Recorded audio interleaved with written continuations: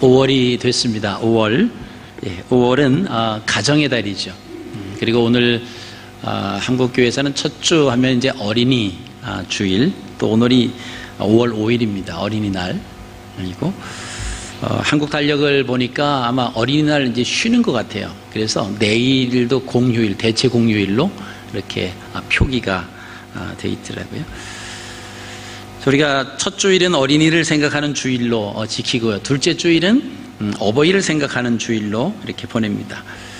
그래서 어린이 주일과 어버이 주일, 이 성경시대 살았던 히브리 사람들은 이 원인과 결과의 원리를 가지고 생각을 합니다. 원인이 뭐냐 하면 원인은 어린이에요.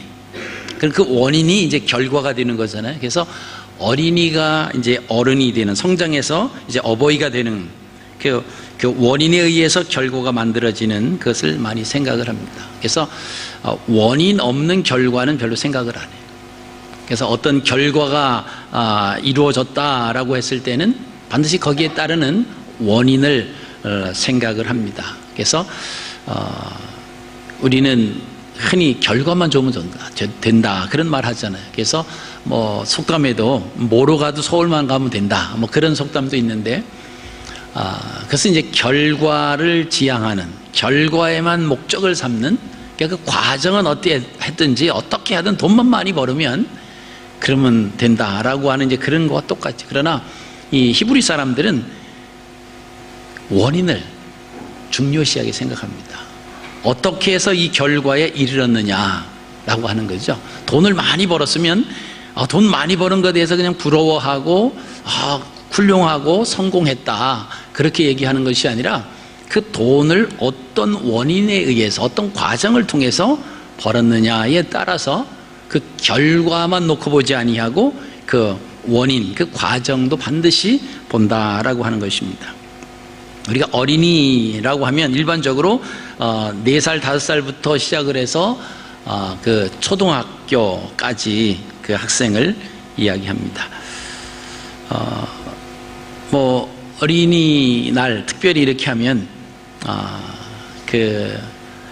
우리가 뭐 한국에 있을 때를 생각을 해보시면 그 놀이동산 같은 데 가면 이제 특히 이제 어린이날 요 5월이 되면 이제 부모하고 어린이들이 참 많이 이제 놀이동산에 온다라고 하는 것을 우리가 아마 알고 계십니다. 그러면 이제 그 어린이들이 그 부모의 손을 잡고 뭐 여기저기 많은 그 인파들이 있지만은 뭐 부모의 손을 붙잡고 가기 때문에 뭐 그냥 잘 이렇게 잃어버리지 않죠. 근데 이제 조금 이제 진행이 되면 그 놀이동산에 들어가면 아이들이 막 정신이 이제 막 헷갈리기 시작하는 겁니다. 휘황찬란한 그런 놀이기구가 유혹하고 자기 마음을 막 끌어가고, 그러면 또 사람들은 많고 그러다 보면 이제 부모 손을 이제 거기에 몰두하는 바람에 이제 놓게 되죠. 부모가 떨어지게 되면은 이제 큰 낭패를 당하는 경우에, 그래서 때로는 이제 방송도 하고요. 또 어린아이가 막 부모를 잃어버리고 막 또 울고 있는 그 어린아이를 볼 때가 많이 있습니다. 우리가 그런 상황을 보면서 우리 이제 하나님의 자녀로 그런 생각을 하죠. 그 어린아이가 부모의 손을 꼭 붙잡고 계속 있었다라고 하면 저런 낭패를 당하지 아니했을 텐데, 그러면서 우리도 그죠? 주님을 잃어버린다라고 하면 아마 이런 모습이 되지 않을까. 그죠? 우리의 어떤 마음을 끌고, 그죠? 우리의 눈길을 막 그렇게 끌리게 하는 거기에 우리가 이렇게 끌려가다 보면은 주님을 잃어버리는 거예요. 그러니까 붙잡았던 주님을 놓치는 거죠. 우리가 주님을 놓쳤다라고 하는 것은 말씀을 붙잡고 있다가 이 어린아이가 부모의 손을 붙잡고 있다가 놨다라고 하는 것처럼 우리 하나님 말씀을 꽉 붙잡고 살 때에는 뭐 두려움이 없습니다. 또 어떤 상황에 가도 마음이 흔들릴 수 없는 거예요. 근데 그 말씀을 놓게 되면은 이제 낭패를 당하는 거예요. 그죠? 앞이 캄캄하고 어디로 가야 할지, 어떻게 되어야 될지, 무슨 일부터 해야 될지 모르는, 그래서 그냥 그 자리에서 그죠? 엄마를 찾으며 아빠를 찾으며 울고 있는 그런 아이처럼 우리 이 땅에 살면서 그죠? 그 말씀을 놓고 살다 보면은 그죠? 우리 앞에 닥쳐진 그 상황 앞에서 우리가 마냥 울 수밖에 없다라고 하는 것입니다.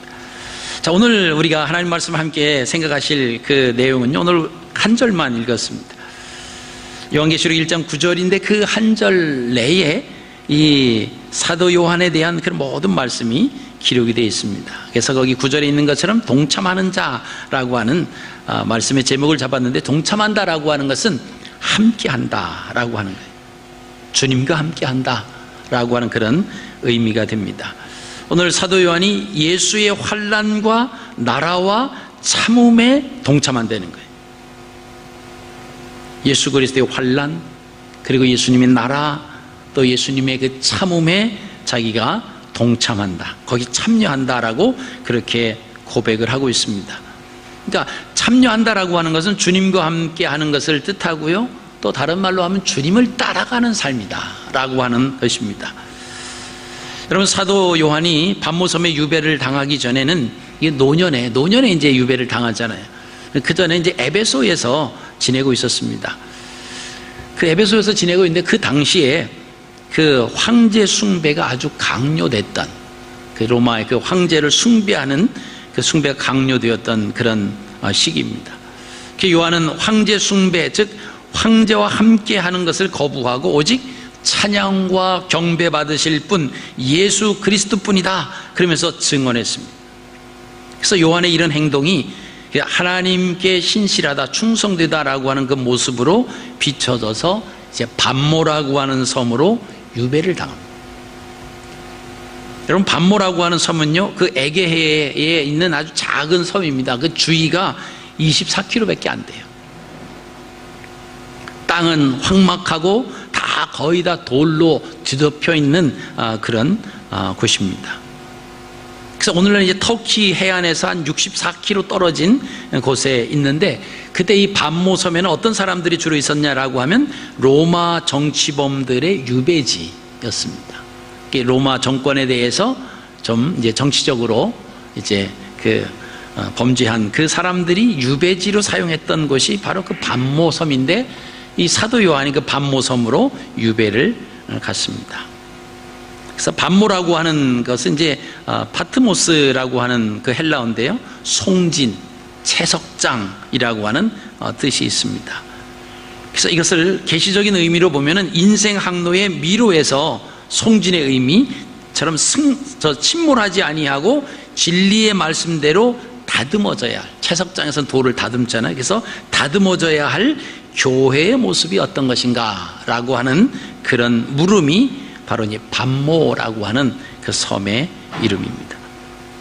우리가 오늘 읽으신 계시록 1장 9절 말씀에 예수를 증언하였으므로 말미암아 반모라고 하는 섬에 있었다. 자, 요 한 그 구절을 보면서 이 사도 요한이 왜 반모섬에 있었냐라고 하는 그 원인과 결과가 나오고 있습니다. 뭐죠? 예수를 증언하였으므로 말미암아 반모라고 하는 섬에 보내졌다. 그 반모는 로마 그 정치범들이 그저 유배를 갔던 그곳에 이 사도 요한이 그것으로 보내진 것은 다름 아닌 예수를 증언하였다라고 하는 것 때문에 그쪽에 갔다라고 하는 것입니다. 이 히브리 사람들은요, 증언, 증명, 증인이라고 하는 단어들은요, 죽는 동사다 그렇게 생각을 합니다. 왜냐하면 자기가 어떤 사실을 증인하고 증명하고 증언한다라고 하는 것은 목숨을 내걸어야 되는 거예요. 상대방에 의해서 내가 증언하지 않았다라고 하면, 내가 증인이 아니었다라고 하면 그것이 자기에게 유리해질 텐데, 내가 증인으로 사실을 밝혔기 때문에 사실은 증인을 쓴다라고 하는 것은 자기 목숨을 내거는, 그래서 이제 죽는 동사다라고 하는 그런 단어를 사용을 했습니다. 생명을 담보로 하는 단어이죠. 다시 말하면 예수 그리스도를 증언하기 위해서는 죽음을 각오하지 않고서는 어떤 일도 할 수 없다라고 하는 그런 의미입니다. 여러분, 그것은 뭐 예나 지금이나 다를 바가 없습니다. 오늘날도 종교적 자유가 있는 가운데 우리가 살고 있기 때문에 사실 그것을 우리가 피부로 그렇게 민감하게 느낄 수 없는 것이지, 만약에 기독교를 인정하지 않는 그런 곳에서 내가 예수 그리스도가 나의 구세주고 하나님이 나의 아버지시다, 이렇게 만약에 이야기한다라고 하는 것은, 그것은 내 목숨을 담보로 하고 사실 말해야 되는 그런 가운데 놓여져 있는 것입니다. 그래서 이를 보면은 요한이 이제 생명을 걸고 복음을 전한다라고 하다가 이제 반모에 유배됐다라고 하는 것을 우리가 알 수가 있습니다. 여러분, 이는 신앙생활이 예수의 환난과 나라와 참음에 동참하는 모습입니다. 9절 말씀 보시면 너희 형제라고 하는 그런 말이 또 나옵니다. 요한이 말하는 이 형제라고 하는 것은요, 예수 그리스도의 피로 말미암아서 맺어진 가족 관계라고 하는 겁니다. 그러니까 믿는 사람들을 말하는 거예요. 근데 지금 그 사도 요한이 이렇게 말하는 것은요, 뭐냐면 많은 사람들이 예수 그리스도를 증언하다가 그 증인으로 쓰다가 이제 많이 죽는 거예요. 많이 순교를 당했습니다. 근데 자기는 살아있어요. 비록 반모라고 하는 섬에 유배는 왔지만 살아있다라고 하는 것에 대해서 아마 좀 미안한 감이 아마 있었을 수도 있습니다. 그러나 이제는 함께 고난에 참여한다라고 하는 선언에서 아마 조금은 아마 편안해진 그런 모습일 수도 있습니다. 오랜 자기도 죽어야 되는, 자기는 아직까지 살아있거든요. 그런데 자기도 이제 예수 그리스도를 증언했다라고 하는, 증거했다라고 하는 그것 때문에 이제 반모라고 하는 섬에 유배를 온, 사실은 이제 자기도 이제 죽은 몸과 다름이 없다라고 하는 차원에서 이제 자기가 나의 형제여 이렇게 말을 할 수 있었다라고 하는 것입니다. 여러분, 그 당시 그 황제 숭배를 강요했던 그 당시에 진리를 증언한다라고 하는 것은 결코 쉬운 일이 아니죠. 뭐 한국의 역사를 보시면 그 일제강점기 36년 동안 일제강점기 있었지 않습니까? 그 가운데서 신사참배를 거부하고 하나님을 믿고 막 그렇게 믿음을 가지고 살려고 했던 사람들이 얼마나 많은 어려움을 당했는가를 아마 우리 그 한국 역사를 통해서도 우리가 아실 수가 있습니다. 또 이스라엘의 그 역사를 통해서도 마찬가지입니다. 로마의 지배하에 있으면서 황제를 숭배하지 아니하고, 그죠? 예수 그리스도만이 우리의 찬양의 대상이요, 우리 경배의 대상은 오직 유일하신 분 하나님 그분이십니다 라고 그 얘기를 한다라고 하는 것은 결코 쉬운 것이 아닙니다. 여러분, 오늘날도 마찬가지입니다. 오늘날 믿지 않는 사람들 속에서 우리가 살면서 그 속에 있으면서 나는 하나님의 자녀고, 나는 하나님이 주시는 힘을 가지고 내가 모든 것을 행하고 하나님 주시는 말로 내가 말하고 하나님이 주시는 봉사의 마음을 가지고 내가 봉사하고 섬기고, 나는 하나님 없이는 살아갈 수 없습니다. 만약에 그렇게 얘기하고 예수 그리스도를 증거하면서 살아간다라고 했을 때에 그게 별로 그 사람들한테 존경을 받지 못해요. 저 사람 좀 이상하다, 좀 정상이 아닌 것 같다, 뭐 그러면서 아마 좀 이렇게 소외시킬 수도 있고요, 따돌릴 수도 있습니다. 그래서 예나 지금이나 내가 예수 그리스도의 증인으로 내가 살아간다라고 하는 것은 결코 쉽지 않다라고 하는 거예요. 근데 하나님께서는 우리가 그렇게 살기를 원하세요.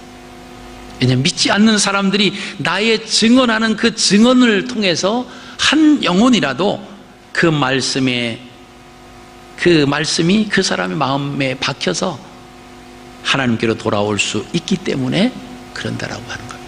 그냥 우리만 예수 그리스도 믿고 우리만 구원받고 우리만 천국 가는 것, 내가 하나님 신실하게 믿고, 하나님은 그것으로 오케이 하지 않으세요.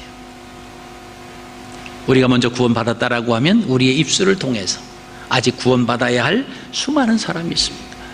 제가 며칠 전에 인터넷을 봤는데요, 세계 인구가 지금 74억이랍니다.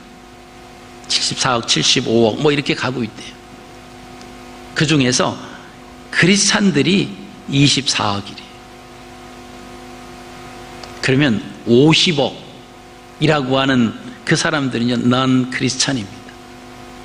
그럼 그 사람들은 복음을 듣고 하나님의 자녀가 되어야 할 그 사람들이에요.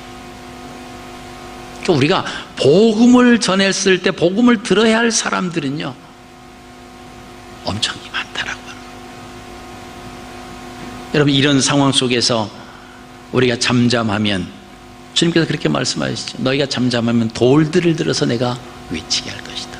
우리가 하나님의 말씀을 통해서 우리가 구원받은 하나님의 자녀가 하나님의 말씀의 증인으로 선다. 우리의 삶 속에서 하나님을 말하고 예수 그리스도를 말하고 구원받은 기쁨을 말하고 그런 모습으로 산다라고 하는 것은 이것은 엄청난 특권이에요. 근데 우리는 이거 말하기를 하나님께 붙어있지 아니하면 말하기가 부끄러워요. 말하기가 두렵습니다. 근데 두려운 이유 중에 하나는 어떤 이유냐면 내 자신이 하나님 말씀대로 살지 못하기 때문에 또 말하지 못하는 분들도 계세요. 자, 우리는 이 땅에 살면서 하나님 말씀대로 완벽해져서 살아갈 수 있는 사람은 한 사람도 없습니다. 계속 조금씩 다가가는 거예요. 조금씩 다가가는 겁니다. 내가 예수 그리스도를 믿기 전에 나의 모습과 내가 하나님을 믿고 나서의 나의 모습이 10년 됐다라고 하면 딱 믿을 때 그때 모습과 1년이 지나고 2년이 지나고 이것이 갑자기 완벽해지는 것은 아닙니다. 그래서 신앙이라고 하는 것은요 경륜이 필요하다 그런 말씀을 합니다. 물론 오랫동안 교회 다닌 것이 제일 좋다라고 하는 것은 아닙니다. 오랜 시간 다녔지만 변하지 않는 분도 있어요. 근데 이것은 예수 그리스도를 믿으면 우리가 변하게 되어 있습니다. 그래서 어떤 분은 그 속도가 좀 빠를 수도 있고요. 아무리 빠르지만 이 땅에서 완벽한 사람은 아무도 없어요.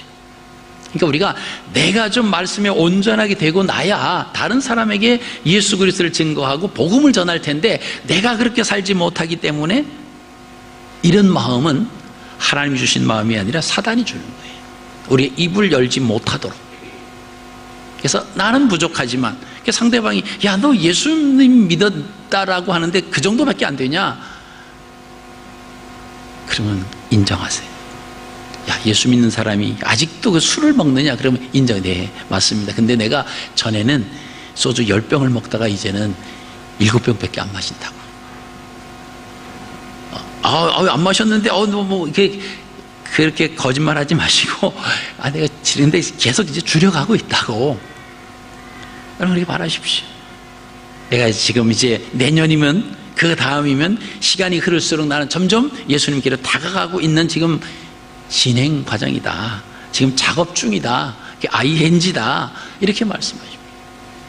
왜? 우리가 완벽한 사람은 이 땅에 아무도 없습니다. 그 말씀을 향해서 우리가 자꾸 몸부림치면서 치면 칠수록 다가가지는 거예요. 우리가 우리를 볼 때 우리가 못마땅할 때가 많이 있잖아요. 부족한 면이 많이 있잖아요. 내 모습이 이런데 내가 누구에게 복음을 전해? 나는 그러면서 자꾸 바뀌어가면서 그래야 그 사람도 말씀을 듣고 예수님을 영접하고 나서 또 바뀌어가는 시간이 또 필요할 거 아닙니까?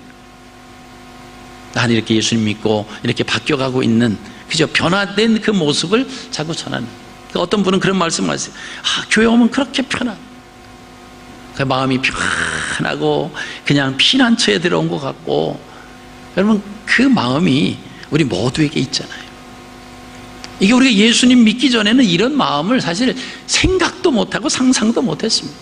그러니까 이제 밖에 있는 사람들은 그 이해를 못하는 거예요. 저 사람은 눈이 오나 비가 오나 저렇게 그냥 교회를 열심히 가나. 그런데 교회 오는 사람은요 그 설명해 줄 수 없는, 이야기해도 그들이 느낄 수 없는 그게 있는 거예요. 주님, 저는 편안한 마음과 하나님이 나를 이렇게 안아주시는 그런 그게 있기 때문에 주님 전에 나오는 거예요. 완벽하기 때문에 그런 것은 아니다라고 하는 것을 여러분 기억하시기 바랍니다. 여러분 이 요한이요 어려움을 당했을 때 아마 이 요한이 하나님 말씀을 늘 생각했을 거예요. 하나님 말씀을 꽉 붙잡고 살다가 그 요한은 예수님이 산상설교 하실 때에도 있었잖아요. 예수님과 함께 그 사도 요한이니까 함께 거했던 사람이에요. 가장 오랫동안 살아 있었던 제자라고 하죠. 아마 이 어려움을 당했을 때 아마 이 산상설교에서 하신 말씀을 아마 기억을 했을 겁니다. 그것이 마태복음 5장 11절로 12절 말씀인데요, 나를 인하여 너희를 욕하고 핍박하고 거짓으로 너희를 거스려 모든 악한 말을 할 때에는 너희에게 복이 있나니 기뻐하고 즐거워하라. 하늘에서 너희의 싹이 클미라. 너희 전에 있던 선지자들을 이같이 핍박하였느니라. 그래서 우리가 예수 그리스도를 믿으면서 믿다 보면 여러 가지 악한 말을 할 때가 참 많아요. 그런 말을 우리가 듣잖아요.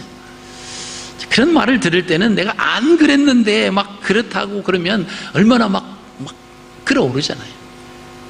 당장이라도 쫓아가서 확인하고 막 그러고 싶은 마음이 있잖아요. 근데 성경은 뭐라고 말씀하십니까? 그렇게 말할 때 너희에게 뭐가 있다고요?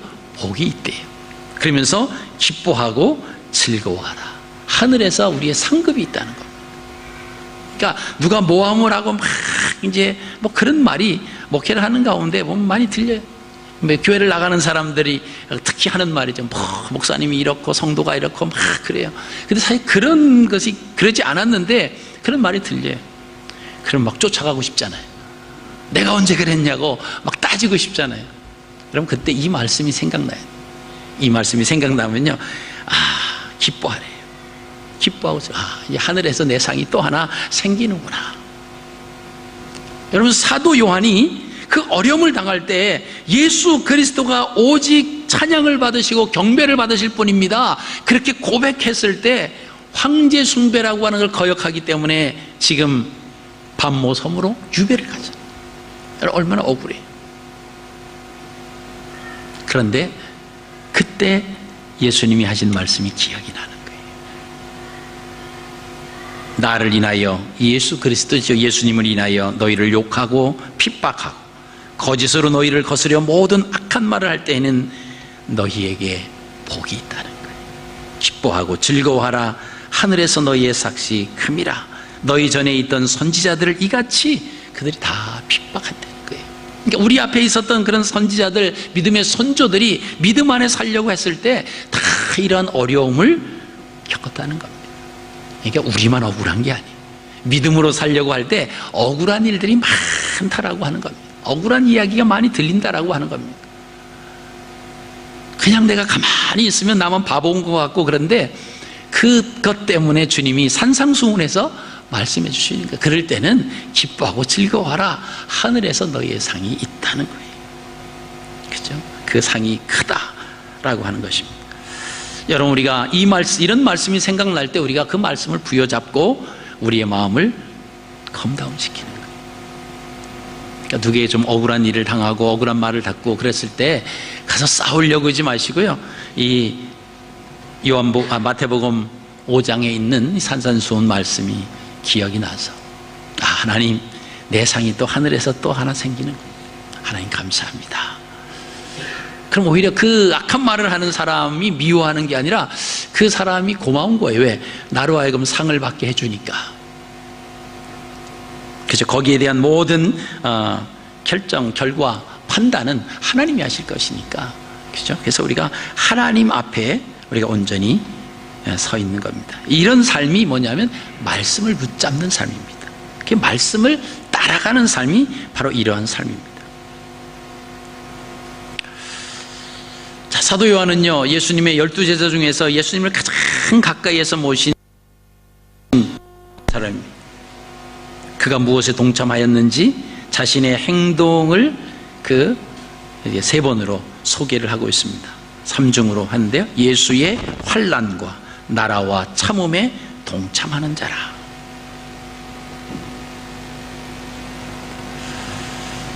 여러분, 어린이가 성장해서 어린이가 원인이 되어서 이제 어른이 결과가 된다라고 말씀을 드렸습니다. 어린이라고 하는 과정이 없이 어른이 될 수는 없습니다. 그 히브리인들은요, 원인을 그만큼 중요하게 생각합니다. 그런데 헬라 사람들은요, 결과를 줍니다. 결과만, 끝만 좋으면 좋다. 그렇지 않습니다. 자, 성경은요, 고난 없는 영광은 없고 십자가 없는 부활은 없다라고 우리에게 말씀하고 있습니다. 그렇죠? 고난 없는 영광은 없어요. 십자가의 죽음 없이 부활이 있습니까? 죽지 않았는데, 그죠? 그 십자가 없이 부활은 없다라고 하는 것입니다. 오늘 사도 요한이 자신의 고백을 세 가지로 이야기합니다.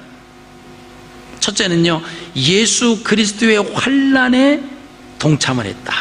예수 그리스도의 그 환난에 함께했다, 참여했다라고 하는 말을 합니다.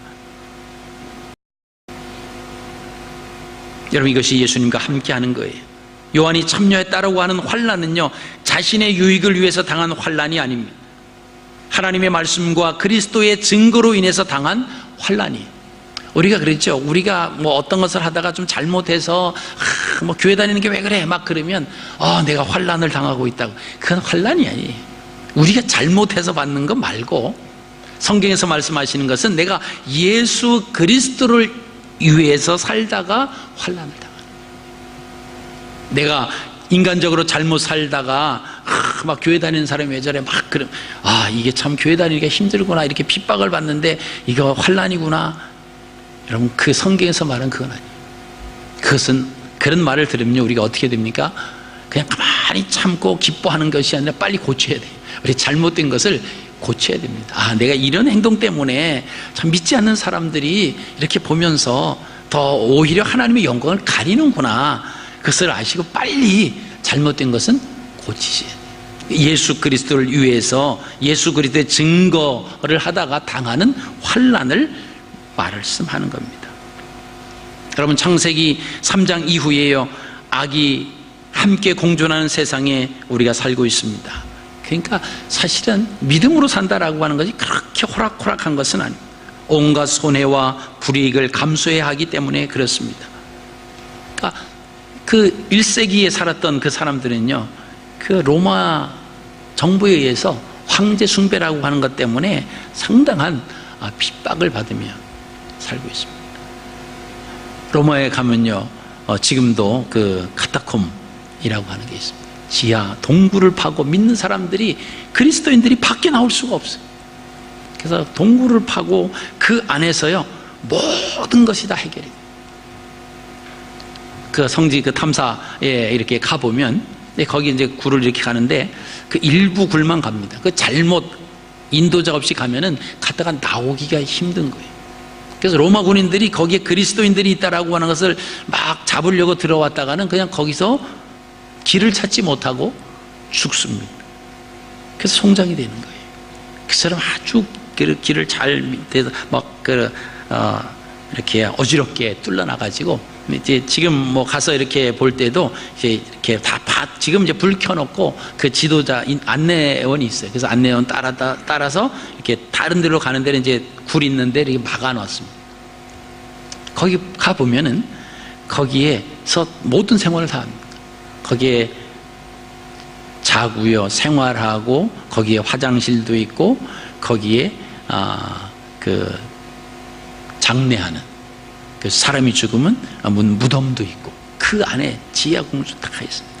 겉으로 나올 수가 없었어요. 나와서 붙잡히기만 하면 발각만 되면은 다 죽는, 여러분, 그러한 핍박을 받으면서 살았습니다.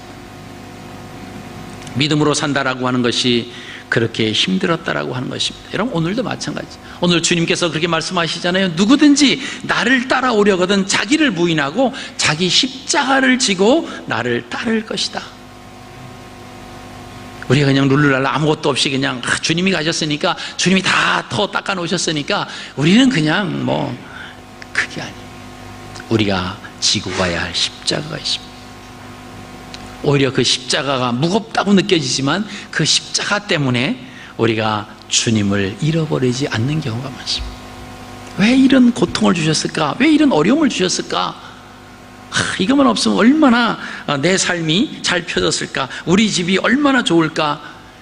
근데요, 그거 아니었으면 오히려 주님을 놓을 수 있을 수 있다라고 합니다.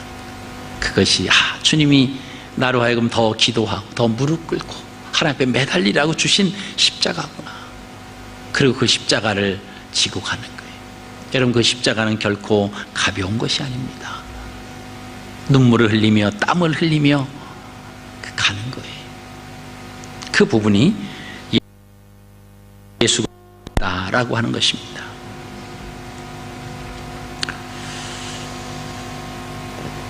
여러분, 두 번째 사도 바울이 고백한 것을 보면요, 예수 그리스도의 나라에 동참을 했다. 그렇죠? 그의 나라에 동참을 했다. 요한은 예수 그리스도의 나라에 자신도 참여했다라고 이렇게 말을 합니다. 이것이 이제 예수님과 동행하는 거예요. 함께 하는 겁니다. 여러분, 하나님 나라에 동참한다라고 하는 것은 단순히 말로 하는 것이 아니라 행동이 따라야 됩니다. 그러니까 사도 요한은 죽는 줄을 알면서도, 손해보는 줄 알면서, 핍박당하는 줄 알면서도 복음을 증거하는 거예요. 그러다가 이제 반모로 유배를 당하는 겁니다. 여러분, 1세기 그 당시 제자들은요, 예수 이름을 말한다고 해서 사내들인 공회에 잡혀가서 옥에 갇히기도 하는 내용이 사도행전 5장에 나옵니다. 그리고 채찍에 맞기도 하죠. 그럼에도 예수는 그리스도라고 하는 사실을 그들은 끝없이 증거했습니다. 여러분, 이것이 우리가 가야 할 좁은 길이, 고난의 길입니다. 이것이 십자가의 길이에요. 어떤 불이익이 있어도 십자가와 부활을 전해야 되기 때문에, 그죠? 말씀을 전하는 자가 없으면 들을 수 있는 사람이 없어요. 그래서 듣지 않으면 믿을 수가 없기 때문에 비그리스도인들을 하나님 나라로 인도할 수가 없습니다. 어떤 불이익을 당해도 하나님을 바라보며, 주님을 바라보며 묵묵히 걸어가는 좁은 그 길, 십자가의 길, 이것이 바로 하나님 나라에 동참하는 거예요. 자, 세 번째는요, 이 사도 요한이 그렇게 말합니다. 예수 그리스도의 참음에 동참을 했다. 예수 그리스도의 참음에 내가 함께했다, 참여했다, 그 말을 합니다. 반모에서 예수 그리스도의 참음에 자신도 참여했다, 그렇게 말합니다. 여러분, 이런 고백은 요한의 삶과 연관이 되어 있습니다. 그의 스승이신 예수님이 변화산에서 변화하실 때, 그리고 십자가를 지시기 전날 밤 그 올리브산에서, 겟세마네 정원에서 고민하며 슬퍼하였던 모습, 그것을 가까이에서 바라봤던 제자였어요. 그리고 십자가에 달려서 주님의 모습을 가장 가까운 데서 지켜봤던 제자가 바로 이 사도 요한입니다. 그래서 그가 요한복음을 쓰면서 요한복음 3장 16절에 그렇게 말합니다. 하나님이 세상을 이처럼 사랑하사 독생자를 주셨으니 이는 그를 믿는 자마다 멸망하지 않고 영생을 얻게 하려 하심이라. 여러분, 요한이 예수님의 십자가에 달리셨을 때 머리에 쓰신 가시관에 의해서 그 피가 흘러서 두 눈으로 흘러 들어가는 모습을 봅니다. 그러면서 그가 하나님이 우리를 이처럼 사랑하셨다는 거예요. 외아들을 내보내셔서 그 외아들이 온갖, 그죠, 채찍과 고통과 조롱과 가시에 찔리고 십자가에 달려서 피를 흘리면서 그 피가 머리로부터 떨어져서 눈으로 들어가고 온 몸에 피투성이가 되는 그런 모습, 이렇게 이토록 이처럼 사랑하셨다, 그 고백을 요한이 할 수 있었던 것은 요한이 가장 가까이에서 바라봤던 것입니다. 예수님이 받으셨던 그 고난을 얼마든지 자기가 가까이서 봤다라고 하는 것이죠. 여러분, 2000년 전, 그죠, 반모에 유배된 그 요한, 오늘날에도요, 그곳은 먹을 물이 나오지 않는다고 합니다. 외부에서 배로 실어다가 그 들어오는 그런 상황이라고 합니다. 그러니까 그 죄수들에게 물이 넉넉하게 잘 공급이 됐겠습니까? 먹을 물마저도 그런데 뭐 씻는 거라든가 뭐 이런 것이 전혀 제공되지 않는, 그러니까 얼마나 그 반모에서 요한계시록을 썼지만 우리 그냥 반모섬에 가서 휴양 차원에서 그냥 요한계시록을 받아 쓴 그것이 아니에요. 먹을 수 있는 물도 넉넉하지 않은 그런 상황에서 하나님이 환상 중에서 보여주신 그 말씀을 받아 적으라고 해서 그 받아 적었던 것이 바로 요한계시록이다라고 하는 것입니다. 여러분, 그 죄인이기 때문에 도망갈까봐, 그죠, 발에 차코를 채우고요, 제대로 먹지도 못하고 입지도 못하고 그런 상태에서 채석장에서 그들을 일을 시켰다는 거죠. 밤에는 돌로 뒤덮인 그런 맨바닥에서 또 추위와 싸워야 돼요. 목마르고 춥고 배고플 때 요한은 십자가를 생각하면서 참을 수 있었다. 그래서 주님의 참음에 자기도 동참을 했다라고 고백을 하는 겁니다. 여러분, 베드로는 이렇게 말합니다. 부당하게 고난을 받아도, 선을 행함으로 고난을 받아도 하나님을 생각하며 슬픔을 참으면 아름답다, 그렇게 말합니다. 그래서 베드로전서 2장 19절로 20절인데요 부당하게 고난을 받아도 하나님을 생각함으로 슬픔을 참으면 이는 아름다우나 죄가 있어 매를 맞고 참으면 무슨 칭찬이 있으리요. 그러나 선을 행함으로 고난을 받고 참으면 이는 하나님 앞에 아름다우니라. 여러분, 우리가 옛날이나 지금이나 앞으로도 참음에 동참 없이 주님을 따라갈 수가 없습니다. 로마 황제의 숭배를 강요당했던 그 당시에도 진리를 증언한다라고 하는 것이 결코 쉬운 일이 아니었습니다. 오늘 우리가 이 땅에 살면서 내가 하나님의 자녀로 살아간다라고 하는 것을, 하나님이 우리를 구원해 주셨다라고 하는 것을 증언하며 살아간다라고 하는 것도 역시 그렇게 쉬운 것은 아닙니다. 우리가 그 말씀을 꽉 붙잡고 따라갈 때만이 우리가 가능하다라고 하는 것입니다. 요한은 하나님의 말씀과 예수 그리스도의 증거로 인해서 예수님의 환난과 예수님의 그 나라와 참음에 참여했다고 이야기합니다. 그래서 고난받는 그리스도인들과 한 형제가 됐다.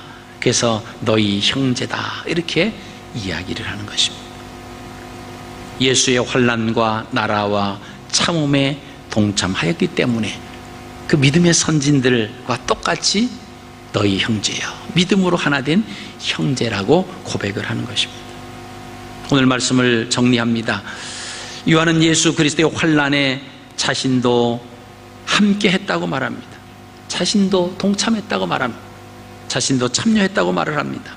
요한은 예수 그리스도의 나라에 자신도 함께 했다는 거죠. 그 몸으로, 삶으로, 말뿐만이 아니고 삶으로 보여줄 때 하나님 나라에 동참하는 겁니다.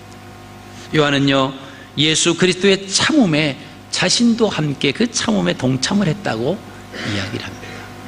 힘들고 어려운 상황이지만 주님께서 십자가에서 참으심으로 말미암아서 하나님 보좌 우편에 앉으신 것처럼 그 예수 그리스도를 가까이서 그 주님의 참으심을 바라봤던 것처럼 반모에서 힘들고 어렵고 살 수 없는 그런 환경 속에서도 주님의 참음에 자기도 동참했다고 이야기하고 있습니다. 그래서 예수의 환난과 나라와 참음에 동참했다, 당당하게 이야기를 합니다. 그래서 이제는 나는 이제부터 너희의 형제가 되었다, 그렇게 이야기를 합니다. 비록 육신은 반모에 매여 있는 몸이었지만 마음은 평안을 누렸습니다. 샬롬을 누렸어요. 주님과 함께 하였기 때문입니다. 여러분, 샬롬은 세상적인 조건으로 누리는 것이 아닙니다. 주님과 함께 할 때 누릴 수 있는 것입니다. 여러분, 우리가 코알라 하면 그 유칼립투스 나무가 생각이 납니다. 이 코알라는 항상 그 나무에 있어요. 잠을 잘 때도 거기 있고 먹이를 먹을 때도 그 나무에 붙어 있습니다. 그래서 코알라를 보려고 하면 유칼립투스 그 나무에서 이렇게 살펴보면 코알라를 볼 수 있습니다. 사랑하는 성도 여러분, 하나님의 자녀는 하나님과 함께 붙어 있어야 됩니다. 하나님과 함께 동행해야 되고요, 그 하나님과 함께 동참하는 그런 자가 하나님의 자녀입니다. 여러분, 이번 한 달도 또 이번 한 주간도 하나님과 꼭 동행하시는, 동참하시는, 하나님 나라에, 하나님의 그 고난에, 그 참음에 함께 동참하시는 저와 여러분들이 되시기를 주님의 이름으로 축복합니다.